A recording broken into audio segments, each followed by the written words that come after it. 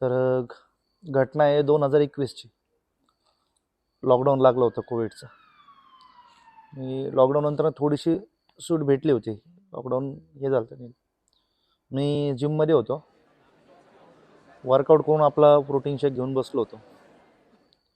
तर मला अचानक माझ्या मित्राचा कॉल आला की रोहित अशी इमर्जन्सी झाली आहे, आपल्याला अशा अमुक अमुक गावाला जायचं आहे, मला तू तिकडं सोडवतो का? तर मग मी बोलो इमर्जन्सी म्हणून मी गेलो लगेच. दुसऱ्या ट्रेनरला सांगितलं सर तुम्ही बघा जिमचा. मग मी गेलो त्याच्यापाशी. तर तो थोडासा टेन्शनमध्ये होता, काहीतरी फॅमिली इश्यू होते. तर तो म्हणला की जायचं आहे आपल्याला कोळवणला जायचं आहे, तिकडे त्यांचे गुरुजी आहेत त्यांना भेटायचं आहे. तर सो माझ्याकडं ज्युपिटर गाडी होती माझी. ज्युपिटर गाडीवरती घेतलं, फ्यूल वगैरे फुल केलं. तर आम्ही जेवण वगैरे केलं. रात्री साधारण 9:30-10ला निघलो आम्ही. तर मुळशी क्रॉस केली, हिंजवडी, मुळशी, आपला घाट लागला. घाट ओलांडून मग परत कोळवण म्हणजे एक प्रकारे हाडशी, मान, भरे आपले गावं सगळी करत मग साधारण तळकोकणातच उतरतो आपण. सो तिकडे गेलो आणि घाट पूर्ण अंधार, लाईटिंग वगैरे काही नाही. रोड आता चांगला झाला आहे रोड, पण तेव्हा थोडेसे खड्डे आणि किंवा लाईट म्हणजे भयंकर अंधार. आम्ही दोघं होतो सोबत, गप्पा मारत मी त्याला तिकडे सोडलं. गेला तिथे चहा वगैरे घेतला. तो म्हणला चल माझ्यासोबत, नाही का, रात्र उशीर झालाय, 11:30-12 वाजले होते. तर त्याला म्हणलो अरे नाही, म्हणलो मला परत सकाळी उद्या जिमला जायचं आहे, जिम उघडायची, परत काय होईल, मला लेट होईल इथं. आणि मी तसं काही सांगून नाही आलो घरी पण. मग त्याला सोडलं मी. त्याला म्हणलो मी येतो, आम्ही चहा वगैरे घेतला, मी रिटर्न यायला लागलो. आणि मग रिटर्न येताना अशी गावं क्रॉस होत आलो. नॉर्मल काय नाही, मी नॉर्मल आपला फोन वगैरे पण खिशात वगैरे चेक केलं, बीटवर्क होते व्यवस्थित. तर मग घाटाची सुरुवात झाली. हळूहळू सगळे गावं मागं निघून गेले. रस्त्यावरची वर्दळ पण कमी झाली. आपण गाव रस्त्यात असतो किंवा आजूबाजूला गाड्या दिसतात, लाईटी दिसतात, तसं काहीच नाही. मग घाट चढायला लागलो. हळूहळू एक दोन गाड्या दिसायच्या, नंतर गाड्याच दिसत नव्हत्या. माझी एकट्याची गाडी आहे, अख्खा घाट, आणि मी एकटा घाटामध्ये.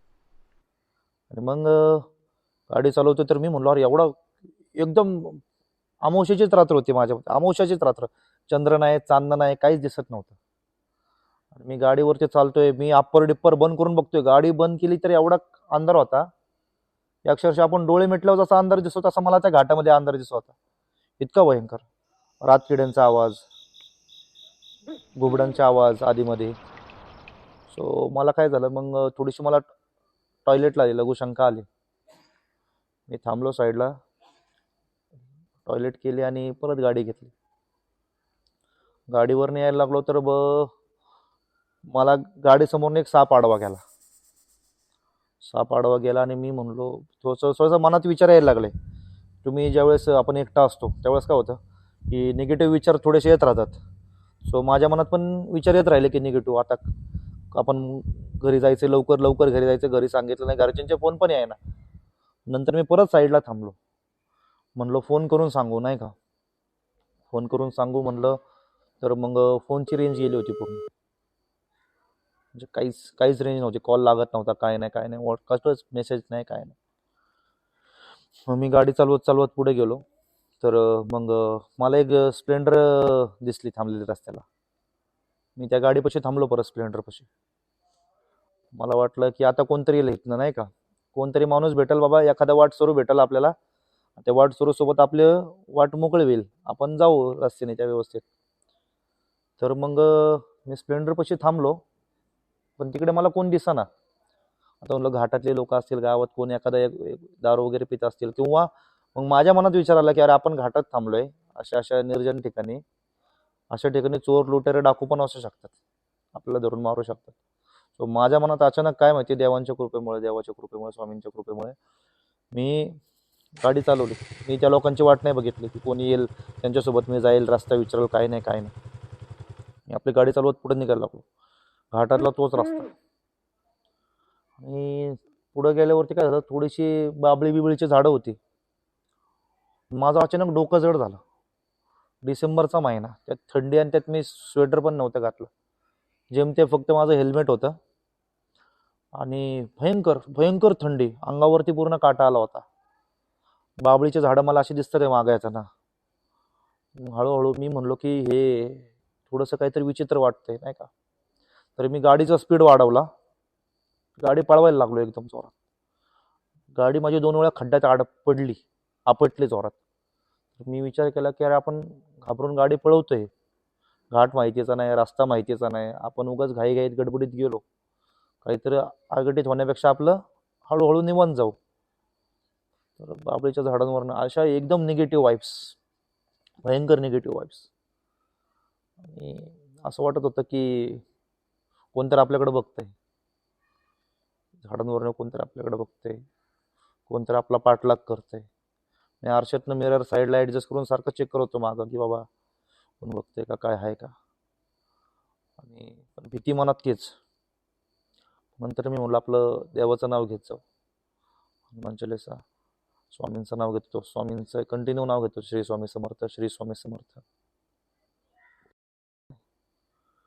मग थोडासा रस्ता मी पार केला, जेमतेम जास्त अंतर नव्हतं, 10 जेमतेम 20 किलो, पण ते 20 किलोमीटर मला 200 किलोमीटर सारखे वाटत होते, एवढा भयंकर प्रवास तो.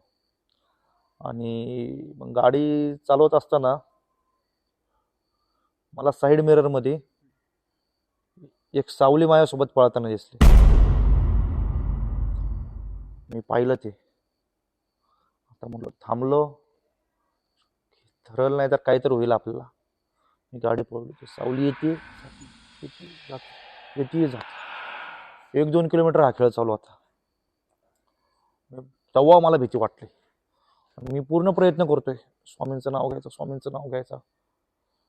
काय माझ्या तोंडून नावच निघालं देवाचं. म्हणजे एवढं अक्षरशः आपण म्हणतो ना एखाद्याची वाचा बंद होते, तसं माझं काहीतरी झालं. नाव घ्यायचा प्रयत्न करतोय, एका हातात मोबाईल काढतोय, मोबाईलवरती मी म्हणतोय हनुमान चालीसा लाव, ऑनलाईन हनुमान चालीसा लाव. हनुमान चालीसा पण लावता येईना, इतकं भयंकर. तो खेळ थांबला. मग मी पुन्हा आपली गाडी चालवतोच आहे. गाडी चालवतोय नंतर न मी म्हणतो अरे हा पांढरा खांब येऊन गेला आत्ताच. मी परत मग गाडी पळवली, म्हणलं तर आपण चुकलो असेल नाही का, हा टर्न मारू. थोडासा गाव रस्ता आला, पांढरा खांब येऊन गेला, परत त्याच पांढऱ्या खांबापाशी आलो मी. 2दा झालं, 3दा झालं. तर तुम्ही म्हणलो अरे हे मी व्हिडिओ वगैरे पाहिले होते, चाकवा बसतो कोकणच्या लोकात, घाट रस्त्यात चाकवा बसतो, तुम्ही सारखा एका जागेवर फिरत राहता. म्हणलं माझा चाकवा बसला वाटतं. तिथे थांबलो, म्हणलं आता काय करायचं. तर मी आपला तारक मंत्र म्हणायला लागलो स्वामींचा, निशंक वगैरे म्हणा, निर्भय वगैरे, प्रचंड प्रचंड स्वामी बळपाठीशी, ते प्रचंड स्वामी बळपाठीशी असं कंटिन्यू म्हणत राहिलो, स्वामींचा धावा करत राहिलो. मी स्वतःला सांगतो की भिवू नकोस, मी तुझ्या पाठीच्या, स्वामींचं सारखं वचन ऐकत असलो. तर मला समोरनं अशी ऊसाची शेती होती, ऊस होता, भुईमुग होता. रात्रीच्या अंधारात नीट दिसत नव्हतं मला. बाबा एक बॅटरी घेऊन चालले होते, जो आधी बॅटरी यायच्या जुन्या बॅटरी यायच्या की शेतामध्ये लोक पाणी धरायला जायचे, त्या बॅटरी घेऊन जायचे. त्या बॅटरीवरती एक बाबा चालले होते, पायजमा सदरा आणि कानाला मफलर बांधला होता आणि आपला तो हाफ स्वेटर घातला होता, हाफ जुने लोक घालायचे तसला. तर मी म्हणलो या बाबांकडे जाऊ का नको. आता हे बाबा एक भूत आहे, ते पण मला भीती, कारण हाय जेमतेम प्रवास चाललाय की मी भयंकर असा घाबरलोय. मग मी म्हणलो चला आपण डेअरिंग करून जाऊ म्हणलं बाबांकडे गेलो मी गाडी घेऊन. बाबांना म्हणलो बाबा मला आपल्या मानला जायचंय म्हणलो, मानदेवी आहे ना म्हणलो आपलं भरेच्या पुढं. तर ते म्हणले अहो तुम्ही रस्ता चुकला म्हणले. म्हणलं मी तेच सांगतो, मी रस्ता चुकलाय, मलाच माहिती नाही म्हणलो रस्ता कुठे.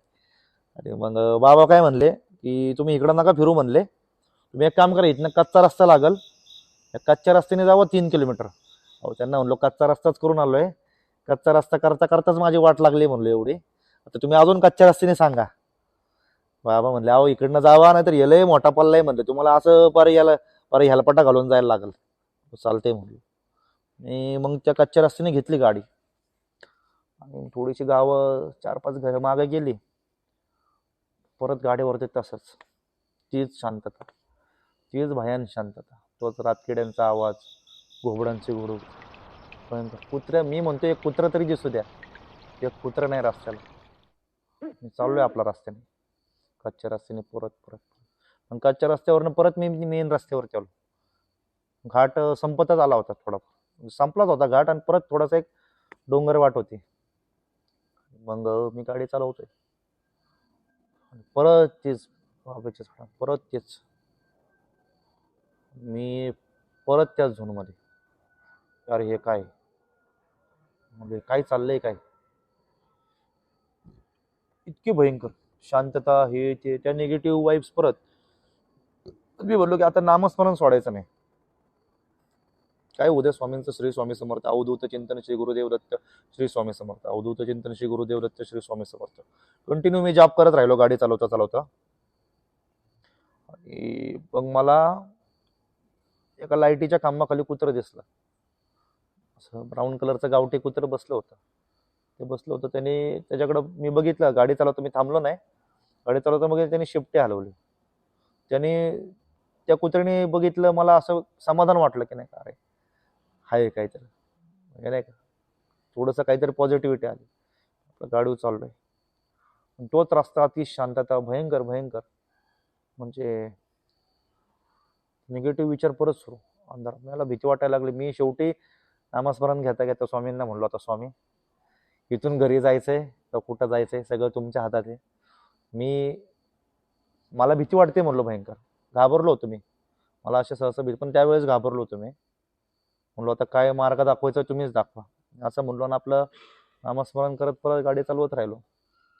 आणि इतक्यात जुन्या गावांच्या कामानी असतात, या बाजूला अमुक अमुक गाव, त्या बाजूला अमुक अमुक गाव.